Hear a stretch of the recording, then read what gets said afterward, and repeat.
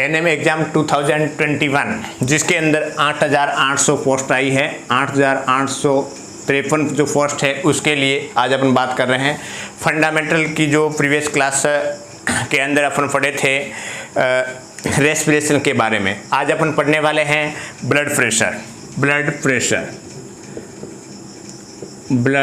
Pressure. ये बहुत ही important है। इसके अंदर से कौन कौन से क्वेश्चन बन सकते हैं उसके बारे में बात करते हैं। जैसे कि मैंने आपको पहले बताया था कि हर सब्जेक्ट से इम्पोर्टेंट जो क्वेश्चन रहेंगे उसको सॉल्व करवाया जाएगा। आपको पीडीएफ फॉर्मेट भी मिलेगा। क्या प्रोसीजर है मैंने आपको पहले वाली क्लास के अंदर आपको सारी बातें बताई है। ठीक है, तो आज अपन स्टार्ट करते हैं ब्लड प्रेशर का मतलब क्या हुआ।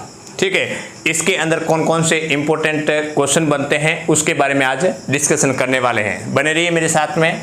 स्टार्ट करते हैं। ब्लड प्रेशर के अंदर लिखिएगा pressure at arterial valve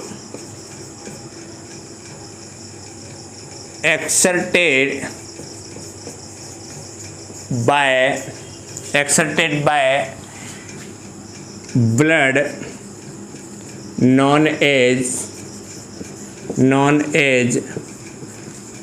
blood pressure। Blood pressure की ये डेफिनेशन है। ठीक है, या हिंदी मीडियम वाले जो लिखेंगे रक्त के द्वारा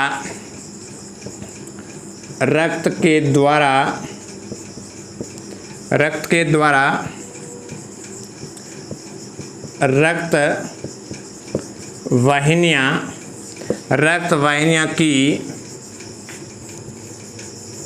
भित्ति पर डाले जाने वाला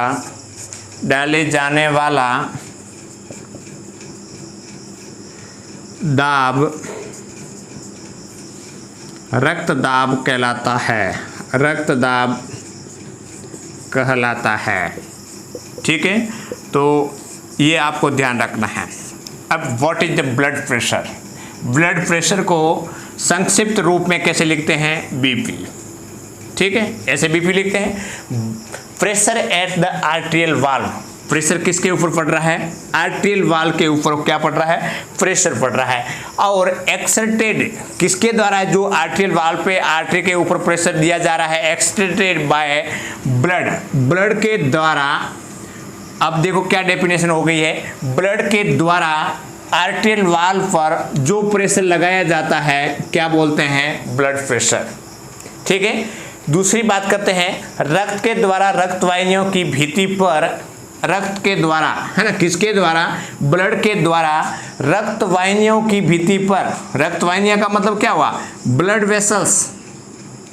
वेसल्स है ना, जो आर्टेरियल वाल्व है ना, आर्टरी है, मान लीजिए ये आर्टरी है। इस आर्टरी पर ब्लड के द्वारा जो ब्लड अपने बॉडी के अंदर फ्लो के रूप में हार्ट से पंपिंग के बाद में जो ब्लड फ्लो हो रहा है, तो इसके द्वारा जो ब्लड ये चल रहा है, तो इस जो आर्टेरियल वाल्व है, ब्लड वेसल्स है, उसके ऊपर जो ब्लड के द्वारा जो प्रेशर दिया जाता है, जो दाब दिया जाता है, उसको बोलते हैं रक्तदाब। समझ में आ गया ना? कि जैसे ही हार्ट के अंदर, ये मान लीजिए हार्ट है, हार्ट के अंदर लेफ्ट वेंट्रिकल का कॉन्ट्रैक्शन होगा, तो कॉन्ट्रैक्शन होने के बाद में जो ब्लड है वो पंपिंग करेगा, और पंपिंग करता है तो वो ब्लड किसके अंदर जाएगा? आर्टरी के अंदर जाएगा, ब्लड वेसल्स के अंदर जाएगा, और ब्लड वेसल्स के ऊपर जो जितना प्रेशर पड़ता है उसको बोलते हैं ब्लड प्रेशर। ठीक है ना? यदि बॉडी के अंदर प्रेशर ज्यादा है तो मतलब प्रेशर ज्यादा लगेगा, ब्लड ज्यादा फ्लो से जा रहा है, फास्ट से जा रहा है। यदि धीमे से जा रहा है तो ब्लड फ्लो क्या होगा? धीमे होगा। ठीक है ना? तो ब्लड क्या है? ब्लड प्रेशर क्या है? Pressure at the arterial valve exerted by the blood known as blood pressure. ठीक है ना? तो ये हिंदी और इंग्लिश के अंदर ये आपकी डेफिनेशन हो गई। ये सेटअप मैंने मेरे रूम में लगाया है, इसलिए आज थोड़ा सा हो सकता है कि रोशनी कम होने की वजह से आपको और दूसरा है रूम का पूरा पेंटिंग ब्लू कलर का है, ठीक है ना, तो इसलिए आपको थोड़ा सा आज इस प्रकार का दिखेगा। कल यहाँ पे फॉक्सिंग लाइट जो है वो लगाई जाएगी, आपको दिक्कत नहीं होगा। ठीक है, तो अपन ब्लड प्रेशर के अंदर अपन क्या पढ़ी, डेफिनेशन पढ़ी है, ठीक है।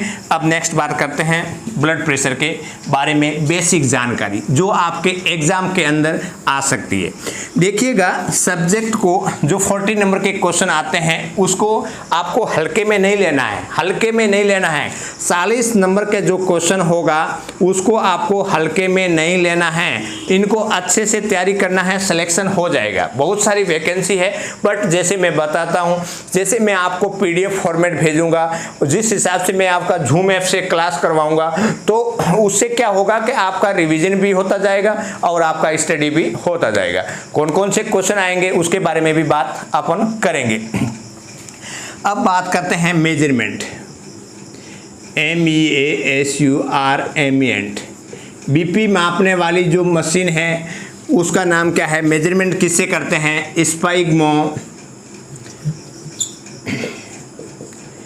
स्फाइग्मोमेनोमीटर। आपका ये क्वेश्चन बनता है कि बीपी मापने वाली मशीन का नाम क्या है, स्फाइग्मोमेनोमीटर, ठीक है। तो ये आपको ध्यान रखना है, ये इंपॉर्टेंट क्वेश्चन है कि बीपी मापने वाली मशीन का नाम क्या है, तो स्फाइग्मोमेनोमीटर। अब बात करते हैं नॉर्मल बीपी।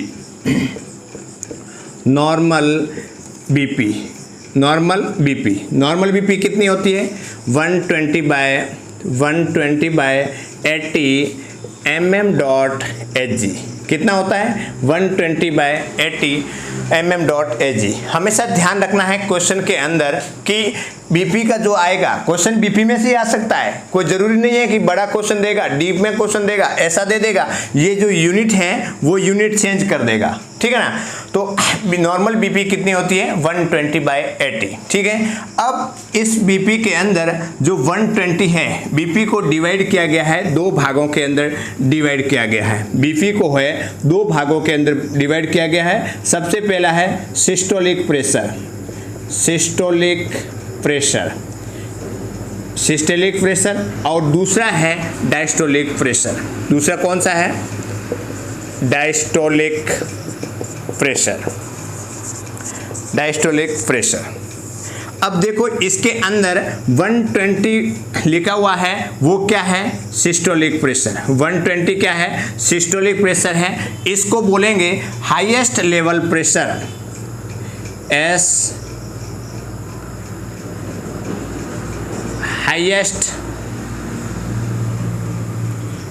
SI होगा, ठीक है ना, SI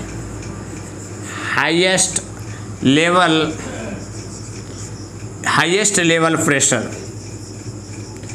जो प्रेशर होता है वो सबसे हाईएस्ट होता है, सिस्टोलिक प्रेशर कहलाता है। दूसरा ये जो 80 है वो क्या है, लोवेस्ट लेवल प्रेशर। जो सिस्टोलिक प्रेशर होता है वो कब स्टार्ट होता है, वो होता है जो वेंट्रिकल का कॉन्ट्रैक्शन होगा, जब वेंट्रिकल का कॉन्ट्रैक्शन होगा तो सिस्टोलिक प्रेशर अपीयर होगा, और जब रिलैक्सेशन होगा, जब रिलैक्सेशन की कंडीशन आती है तो उस कंडीशन के अंदर डायस्टोलिक प्रेशर अपीयर होता है। मैंने आपको बोला है कि ब्लड प्रेशर नॉर्मल इतना होता है, और उसके बाद में बताया कि 120 है वो सिस्टोलिक प्रेशर है और 80 है वो डायस्टोलिक प्रेशर है। आपके एग्जाम के अंदर आएगा कि 120/80, इसके अंदर जो 80 जो इंडिकेट किया है वो कौन सा प्रेशर है, वो सिस्टोलिक प्रेशर है, वो डायस्टोलिक प्रेशर है, वो पल्स प्रेशर है, या और कोई है ना। तो आपको इसके बारे में जानकारी होना बहुत जरूरी है, ठीक है ना। तो ये जो है डायस्टोलिक प्रेशर है वो 80 है, वो डायस्टोलिक प्रेशर है। यदि मैं कहूं कि ये जो ब्लड वेसल्स है, ठीक है, जैसे ही वेंट्रिकल का कॉन्ट्रैक्शन होगा, ब्लड है वो हार्ट से पंपिंग करते हुए इस ब्लड वेसल्स के अंदर आएगा, और उस ब्लड वेसल्स के अंदर जो प्रेशर पड़ता है आर्टरी के ऊपर वो हाईएस्ट प्रेशर होगा, हाईएस्ट हाईएस्ट जो प्रेशर होगा सिस्टोलिक प्रेशर कहलाएगा। और जैसे ही हार्ट का कॉन्ट्रैक्शन हुआ और उस कॉन्ट्रैक्शन के बाद में वापस क्या होगा, रिलैक्सेशन होगा, डायस्टोलिक फेस आएगी, और डायस्टोलिक फेस आएगी तो उस टाइम में प्रेशर क्या हो जाएगा, लोवेस्ट हो जाएगा, क्या कहलाएगा, डायस्टोलिक प्रेशर कहलाएगा। ठीक है ना।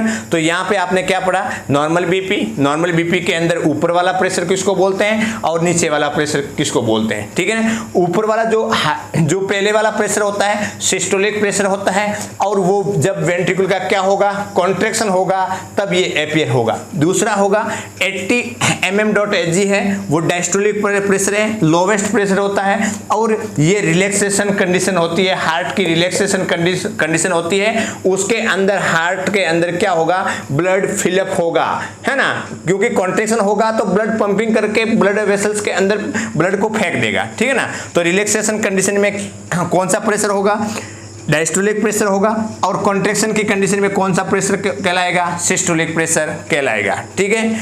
अब बात करते हैं, इंस्ट्रूमेंट की मैंने आपको बता दिया है। ठीक है। अब बात करते हैं पल्स प्रेशर। क्या होता है पल्स प्रेशर, हेडिंग डालिएगा पल्स प्रेशर।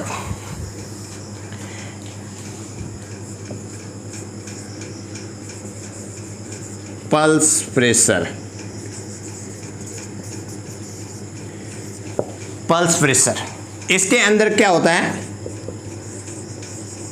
डिफरेंस बिटवीन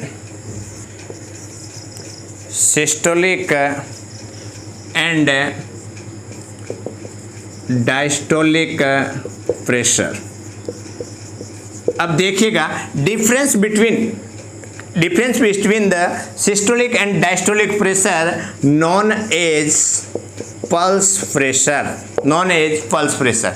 यदि मैं कहूं कि 120/80 बीपी है तो इसका पल्स प्रेशर कितना होगा, इसके मतलब है कि इन द सिस्टोलिक और डायस्टोलिक प्रेशर के बीच में जो डिफरेंस है वो क्या कहलाता है, पल्स प्रेशर। ठीक है ना। तो ये कितना हो गया, 40 हो गया, 40 mm.Hg, 40 mm.Hg। ठीक है ना। तो ये क्या हो गया, पल्स प्रेशर हो गया। ठीक है ना। तो ऐसे आपको ध्यान रखना है। अब मैं बात करूं कि ratio of systolic pressure, diastolic pressure and pulse pressure, इसका रेशियो कितना हो गया। एग्जाम के अंदर आता है रेशियो कितना होगा, मतलब अनुपात कितना होगा। डायस्टोलिक प्रेशर कितना है, 120, सिस्टोलिक प्रेशर कितना है, सिस्टोलिक प्रेशर कितना है 120, डायस्टोलिक प्रेशर कितना है 80, और पल्स प्रेशर कितना है, वो हो गया आपका 40। ठीक है। इससे काट दीजिए। ठीक है ना। 100, 208 और 312। तो रेशियो कितना हो गया, 3:2:1। ठीक है ना। तो एग्जाम के अंदर आएगा कि diastolic pressure, systolic pressure, diastolic pressure and pulse pressure का जो रेशियो है वो कितना रहेगा। तो इसे ऐसे रेशियो आप निकाल सकते हो। ठीक है ना। कुछ कंडीशन भी दे सकते हैं कि मान लीजिए बीपी है 140/70 है। ठीक है ना। तो इसका पल्स प्रेशर कितना होगा, तो इसका जो पल्स प्रेशर होता है वो 70 होगा। ठीक है ना। इसमें से इसको निकाल दो, कितना होगा, 70 होगा। तो ये पल्स प्रेशर इतना होता है। ठीक है ना। उसके बाद में इसका जो तीनों का रेशियो भी पूछ सकता है, तो आप उस हिसाब से आप निकाल सकते हैं। ठीक है। तो ये हो गया आपका रेशियो। उसके बाद में अपन बात करते हैं कि ब्लड प्रेशर को रेगुलेट करता है वो कौन सा सेंटर होता है, रेगुलेटिंग सेंटर, मतलब जैसे ब्लड प्रेशर को मेंटेन करने वाला जो सेंटर है वो कौन सा होगा, या कार्डियोवैस्कुलर सेंटर। यदि मैं बोल दूं, लिखिएगा ब्लड प्रेशर रेगुलेटिंग सेंटर या कार्डियोवैस्कुलर सेंटर कौन सा है? Medulla oblongata. कौन सा है? Medulla oblongata. Very very important, ये आपके एग्जाम के अंदर क्वेश्चन आ सकता है। ठीक है, दूसरी बात करते हैं कि ब्लड प्रेशर है वो किस किस कंडीशन में बढ़ सकती है? आफ्टर फूड, खाना खाने के बाद में, आफ्टर फूड, खाना खाने के बाद में ब्लड प्रेशर बढ़ेगा। इमोशन की कंडीशन में बढ़ेगा, इमोशन की कंडीशन में बढ़ेगा। दूसरा है ओवरवेट, ओवर WEIGST, ज़्यादा ओबेसिटी वाले पर्सन होता है उसका बीपी क्या रहेगा? बढ़ा हुआ रहेगा। दूसरा है, नेक्स्ट है ICP, इंट्राक्रैनियल प्रेशर है, उसकी वजह से भी क्या होता है? बीपी है वो बढ़ती है। ठीक है, तो ये आपको बेसिक बातें हैं ब्लड प्रेशर से रिलेटेड, उसके बारे में आपको जानकारी होना बहुत ज़रूरी है। अब यहाँ पे आया है ICP। ICP इम्पोर्टेंट है, इसका फुल फॉर्म है इंट्रा क्रैनियल प्रेशर, PRESSURE। मतलब इंट्रा मतलब अंदर, क्रैनियल मतलब कपाल, स्कल, और प्रेशर मतलब दबाव। ठीक है ना, तो ICP मतलब इंट्राक्रैनियल प्रेशर। इसका नॉर्मल इंट्राक्रैनियल प्रेशर कितना होता है? नॉर्मल इंट्राक्रैनियल प्रेशर होगा 7 से लेकर के 15 mm.Hg। ठीक है ना, तो 7 से लेकर के 15 mm.Hg होता है, वो नॉर्मल ICP होती है। ठीक है, अब अपन बात करेंगे ब्लड प्रेशर मेजरमेंट करते हैं तो उसके अंदर जो कप की साइज होती है वो कितनी होगी? ठीक है ना, तो हेडिंग डालिएगा कप साइज, कप साइज मतलब जो कप होता है ना, जैसे ब्लड प्रेशर मेजरमेंट करते हैं तो उसके लिए यहाँ पे कप लगाते हैं, तो उसकी साइज कितनी होती है उसके बारे में हेडिंग डालिए।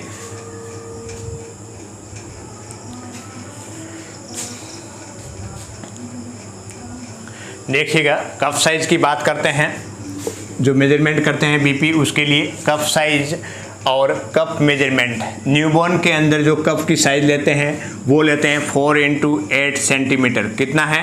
4x8 centimetre. एंड एडल्ट के अंदर जो कप साइज है वो है 16 to 30 सेंटीमीटर। ठीक है ना, थोड़ा ये बेसिक आपको बातें ध्यान रखना है। दूसरा नोट लगा करके लिखिएगा, नोट लगा करके लिखना है, BP should not be measured in the arm with infusing, मतलब जिसमें IV लाइन है, इन्फ्यूजन चल रहा है, तो ऐसी कंडीशन के अंदर BP को क्या नहीं करना है? मेजरमेंट नहीं करना है। तो ये बात आपको ध्यान रखना है। नेक्स्ट बात करते हैं, नॉर्मल ब्लड प्रेशर की बात करें न्यूबॉर्न के अंदर। ठीक है ना, न्यूबॉर्न के अंदर जो नॉर्मल ब्लड प्रेशर है वो कितना होगा? 73 से 73/55 mm.Hg। ठीक है ना, तो इसके अंदर ये इंपॉर्टेंट है, ये ध्यान रखना है न्यूबॉर्न के अंदर। और एडल्ट के अंदर तो मैंने आपको बता दिया 120/80 mm.Hg। उसके बाद में है 70 ईयर ओल्ड पर्सन है, उनकी बीपी क्या होगी?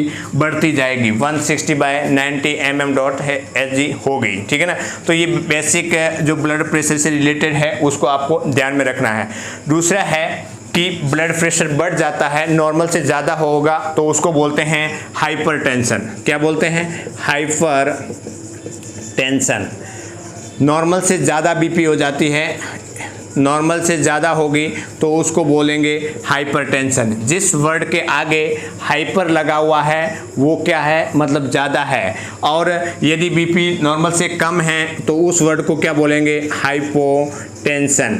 हाइपोटेंशन, जिस वर्ड के आगे हाइपो लगा हुआ है वो नॉर्मल से क्या है? कम रहेगा। ठीक है ना, तो इसको आपको ध्यान रखना है। बहुत सारे पेशेंट होते हैं जिसे बीपी नॉर्मल हो गई तो उसको बोलेंगे नॉर्मल बीपी। यदि पेशेंट की बीपी घटी हुई है, नॉर्मल से कम है, तो उसको बोलेंगे हाइपोटेंशन। और यदि बीपी जिसका नॉर्मल से ज़्यादा है उसको बोलेंगे हाइपरटेंशन। तो ये इंपॉर्टेंट वर्ड आपको याद रखना है। उसके बाद में लिखा हुआ है प्री हाइपरटेंशन। मतलब प्री, जिस वर्ड के आगे प्री लग रहा है तो इसका मतलब हुआ है जस्ट पहले। किससे पहले?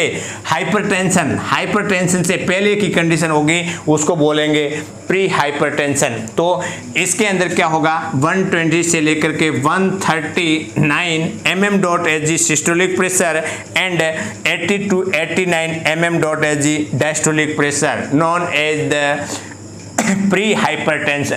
ठीक है, तो प्री हाइपरटेंशन के अंदर बीपी 139/89 हो सकती है। ठीक है ना, तो ये 139/89 है, वो एक प्री हाइपरटेंशन की कंडीशन में है। Patient is suffering from the hypertension, मतलब पेशेंट हाइपरटेंशन की तरफ जा रहा है, बीपी उसकी क्या हो रही है, बढ़ रही है। तो इसके अंदर सिस्टोलिक और डायस्टोलिक प्रेशर इतना इतना हो सकता है। तो ये कंडीशन क्या कहलाएगी, प्री हाइपरटेंशन कंडीशन कहलाएगी। दूसरा है हाइपरटेंशन कंडीशन 140/90। 140/90 कितना है, 140/90।